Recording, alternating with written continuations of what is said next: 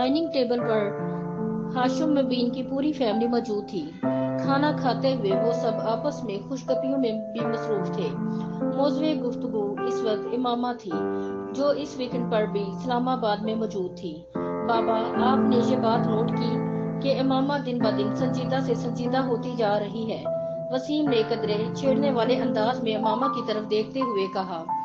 ہاں، یہ تو میں بھی پچھلے کئی ماہ سے نوٹ کر رہا ہوں۔ ہاشم مبین نے وسیم کی بات پر بیٹی کے چہرے کو غور سے دیکھتے ہوئے کہا۔ امامہ نے چاولوں کا چمچ منہ میں رکھتے ہوئے وسیم کو گھورا۔ کیوں امامہ، کوئی مسئلہ ہے؟ بابا، یہ بڑی فضول باتیں کرتا ہے اور آپ بھی خواہ خواہ اس کی باتوں میں آ رہے ہیں۔ میں اپنی سٹڈیز کی وجہ سے مصروف اور سنجیدہ ہوں۔ اب ہر کوئی وسیم کی طرح نکما تو نہیں ہوتا۔ اس نے اپنے ساتھ بیٹھے وسیم کے کندھے پر کچھ ناراضی سے ہلکا سا ہاتھ مارتے ہوئے کہا۔ بابا، آپ ذرا اندازہ کریں، میڈیکل کے شروع کے سالوں میں اس کا یہ حال ہے تو جب یہ ڈاکٹر بن جائے گی تب اس کا کیا حال ہوگا؟ وسیم نے امامہ کی تنبیہ کی پرواہ نہ کرتے ہوئے اس کا مذاق اڑایا۔ سالوں گزر جایا کریں گے، مس امامہ ہاشم کو مسکرائے ہوئے۔ ڈائننگ ٹیبل پر موجود لوگوں کے چہروں پر مسکراہٹ دوڑ گئی۔ ان دونوں کے درمیان یہ نوک جھوک ہمیشہ ہی رہتی تھی۔ بہت کم مواقع ایسے ہوتے تھے جب وہ دونوں اکٹھے ہوں اور ان کے درمیان آپس میں جھگڑا نہ ہو۔ مستقل بنیادوں پر ہوتے رہنے والے ان جھگڑوں کے باوجود امامہ کی سب سے زیادہ دوستی بھی وسیم کے ساتھ ہی تھی۔ اس کی وجہ شاید ان کے اوپر تلے کی پیدائش بھی تھی، اور آپ تصور کریں کہ اس بار امامہ نے اسے اپنی بات مکمل کرنے نہیں دی۔ اس نے اس کے کندھے پر پوری طاقت سے مکہ مارا۔ وسیم پر کچھ زیادہ اثر نہیں ہوا۔ ہمارے گھر میں ایک ڈاکٹر کے ہاتھ میں شفا کے سوا اور کیا کیا ہو سکتا ہے؟ آپ اس کا مظاہرہ دیکھ رہے ہیں۔ اس سے آپ یہ اندازہ بھی لگا سکتے ہیں کہ آج کل کے ڈاکٹرز وارڈ میں مریضوں کے ساتھ کیا سلوک کرتے ہوں گے۔ ملک میں بڑھتی ہوئی شرح مواد کی ایک وجہ۔ بابا، اس کو منع کریں، امامہ نے بلاخر ہتھیار ڈالتے ہوئے ہاشم مبین سے کہا۔ وسیم، ہاشم مبین نے اپنی مسکراہٹ ضبط کرتے ہوئے وسیم کو چھڑکا۔ وہ بڑی سعادت مندی سے فوراً خاموش ہو گیا۔ اس نے پورے لفافے کو کلنڈر میں خالی کر دیا اور پھر اسے بند کر کے چلا دیا۔ خان سامہ اسی وقت اندر آیا۔ چھوٹے صاحب لائیں، میں آپ کی مدد کر دوں۔ وہ اس کی طرف بڑھا مگر اس نے ہاتھ کے اشارے سے اسے روک دیا۔ نہیں، میں خود کر لیتا ہوں۔ تو مجھے دودھ کا ایک گلاس دے دو، اس نے گرائنڈر آف کرتے ہوئے کہا۔ خان سامہ ایک گلاس میں دودھ لے کر اس کے پاس چلا آیا۔ دودھ کے آدھے گلاس میں اس نے گرائنڈر میں موجود تمام پاؤڈر ڈال دیا اور ایک چمچہ سے اسے اچھی طرح ہلانے لگا۔ پھر ایک ہی سانس میں وہ دودھ پی گیا۔ کھانے میں آج کیا پکایا ہے تم نے؟ اس نے خان سامہ سے پوچھا۔ خان سامہ نے کچھ ڈشز گنوانی شروع کر دی۔ اس کے چہرے پر کچھ ناگواری ابھری۔ میں کھانا نہیں کھاؤں گا، سونے جا رہا ہوں، مجھے ڈسٹرب مت کرنا، اس نے سختی سے کہا اور کچن سے نکل گیا۔ پیروں میں پہنی ہوئی باٹا کی چپل کو فرش پر تقریباً گھسیٹ رہا تھا۔ اس کی شیو بڑی ہوئی تھی اور آنکھیں سرخ تھی۔ شرٹ کے چند ایک کے سوا سارے ہی بٹن کھلے ہوئے تھے۔ اپنے کمرے میں جا کر اس نے دروازے کو لاک کر لیا اور وہاں موجود جہازی سائز کے میوزک سسٹم کی طرف گیا اور کمرے میں بولٹن کا "When a man loves a woman" بلند آواز میں بجنے لگا۔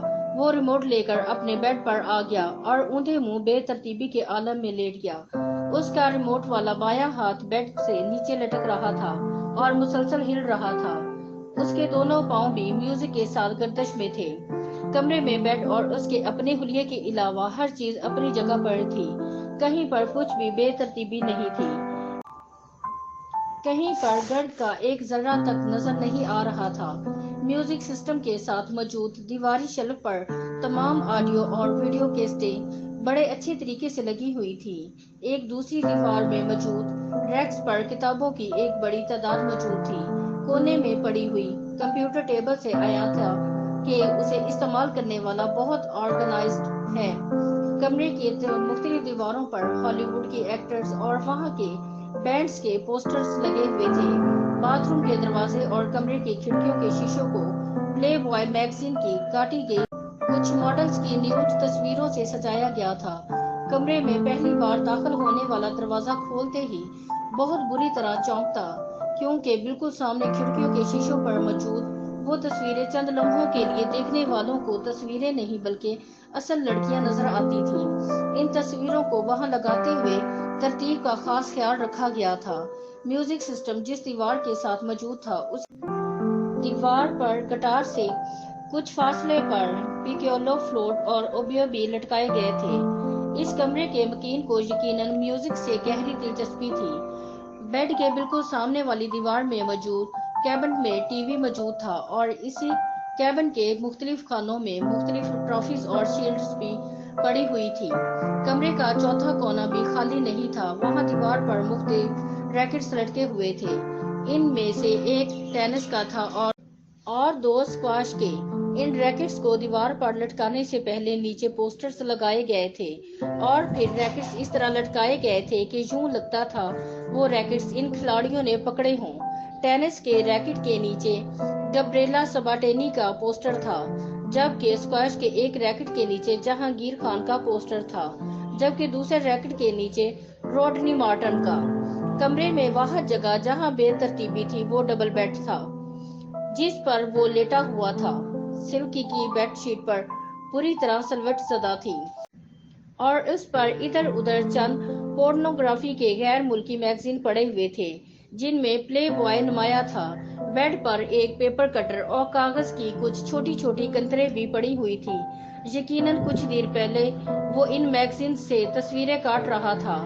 چوئنگمز کے کچھ ریپرز بھی تڑے مڑے بیڈ پر ہی پڑے ہوئے تھے۔ ڈن ہل کا ایک پیکٹ اور لائٹر بھی ایسٹرے کے ساتھ بیڈ پر ہی پڑا تھا، جبکہ سلک کی سفید چمکدار بیڈ شیٹ پر کئی جگہ ایسے نشان تھے جیسے وہاں پر سگریٹ کی راکھ بھی تھی۔ کافی کا ایک خالی مگ بھی بیڈ پر پڑا ہوا تھا اور اس کے پاس ایک ٹائی اور ریسٹ واچ بھی تھی۔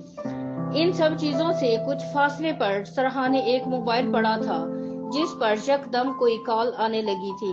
بیڈ پر اوندھے منہ لیٹا ہوا وہ نوجوان اب شاید نیند کے عالم میں تھا، کیونکہ موبائل کی بیپ پر اس نے سر اٹھائے بغیر اپنا دایاں ہاتھ بیڈ پر ادھر ادھر پھیرتے ہوئے جیسے موبائل تلاش کرنے کی کوشش کی، مگر موبائل اس کے ہاتھ کی رسائی سے بہت دور تھا۔ اس پر مسلسل کال آ رہی تھی۔ کچھ دیر اسی طرح ادھر ادھر ہاتھ پھیرنے کے بعد اس کا ہاتھ ساکت ہو گیا تھا۔ شاید اب وہ واقعی سو چکا تھا، کیونکہ اس کے تھرکتے پیر رک چکے تھے۔ موبائل پر اب بھی کال آ رہی تھی۔ بیڈ سے باہر نکلے ہوئے اس کے بائیں ہاتھ میں پکڑا ہوا ریموٹ یکدم اس کی گرفت سے نکل کر نیچے کارپٹ پر گر پڑا۔ مائیکل بولٹن کی آواز ابھی بھی کمرے میں گونج رہی تھی، لفظ "آ وومن وین آ مین"۔ پھر یکدم کمرے کے دروازے پر کسی نے دستک دی اور پھر دستک کی یہ آواز بڑھتی ہی گئی۔ موبائل کی کال ختم ہو چکی تھی۔ دروازے پر دستک دینے والے ہاتھ بڑھتے گئے اور بیڈ پر اوندھے منہ بے حس و حرکت پڑا تھا۔